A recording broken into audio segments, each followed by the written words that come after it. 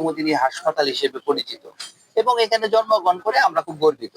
এখন আমাদের এখানে ব্লক হয়ে যাওয়ার কারণে এখানে আমাদের নদী পারাপার হওয়াটা খুব ঝুঁকির মধ্যে পড়ে গেছে, যেখানে আমাদের শত শত ছেলে মেয়ে আমাদের নদী পার হয়ে আমাদের স্কুলে যেতে হয়, ছোট এই হাসপাতালে যেতে হয় রুগী দিয়ে।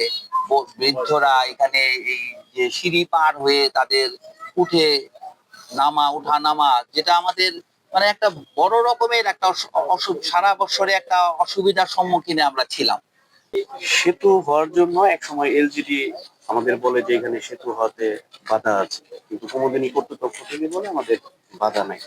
তো এরই পরিপ্রেক্ষিতে আমরা কুমুদিনী মাননীয় এমডি স্যারের সাথে আমরা এলাকাবাসী সবাই গিয়ে দেখা করি এবং স্যারকে আমাদের অসুবিধার কথাগুলি বলি, যে আমাদের নদী পার হইতে কি কি সমস্যা হয়, প্রতিদিন কয় টাকা লাগে, আমাদের এখানে স্রোত বেড়ে যায় বা পাশটা কমে গেছে, এটা সময় সাপেক্ষ ব্যাপার।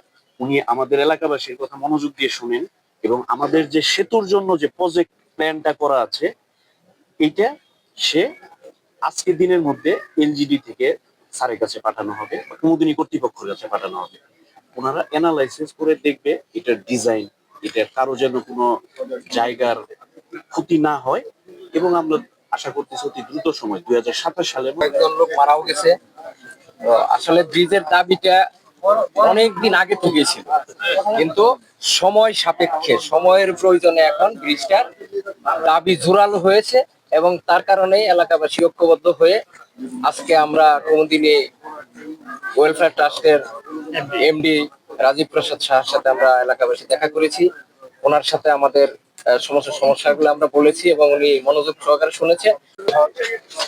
যাই হোক, আমাদের এই গ্রামবাসীর পক্ষ থেকে যারা আমরা সহ যে উদ্যোগটা নিয়েছিলাম যে এখানে আমরা একটা সেতু চাই, এখানে পায়ে হাঁটার সেতু চাই, সেই সেতু আমরা দাবি করি কুমুদিনী ট্রাস্টের যে পরিচালক আছে এমডি স্যার রাজীব দা, উনি অনেক সুন্দর একটা আমাদের উপহার দিয়েছে, দানবীরের পরিচয় দিয়েছে।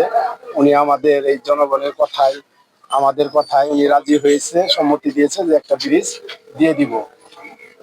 যিনারা এই উদ্যোক্তা বিশেষ করে আমার এই ছোট ভাই আব্দুল সাত্তার, মারুফ, শ্যাম এবং পিন্টুদা, মেহের আলী, সাহেব আলী, এনারা যারা আছেন, ওসমান সহ অনেকেই আছেন যারা এই কমিটিতে ছিলেন যে আমরা একটা সেতু দাবি করবো দাদার কাছে, কিন্তু দাদা আমাদের দাবি পূরণ করেছেন এবং দানবীরের পরিচয় দিয়েছেন। তাকে আমাদের গ্রামবাসীর পক্ষ থেকে এবং ভাওরা ইউনিয়নের পক্ষ থেকে তাকে অভিনন্দন। আমরা খুব খুশি, ব্রিজ হওয়ার জন্য আমরা স্কুলে তাড়াতাড়ি পার করতে পারবো। আমরা চাই দ্রুত বৃষ্টি হোক।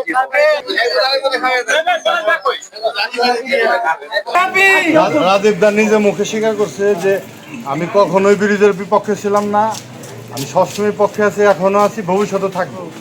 তাকে আমরা ভাবছি যে রাজীব দা আসলে ব্রিজের বিপক্ষে অনেকে রিউমার উঠাইছে, কিন্তু উনি আসলে জীবনে কোনোদিনই এই ব্রিজের বিপক্ষে ছিল না। সারা জীবন ব্রিজের পক্ষে আছে এবং সুন্দর ব্রিজ করার জন্য সার্বিকভাবে আমাদের সবার সাথে উনি থাকবে। আমাদের এখানে একটা ব্রিজ হয়েছে, অনেক কষ্টের পর আমাদের এই ব্রিজ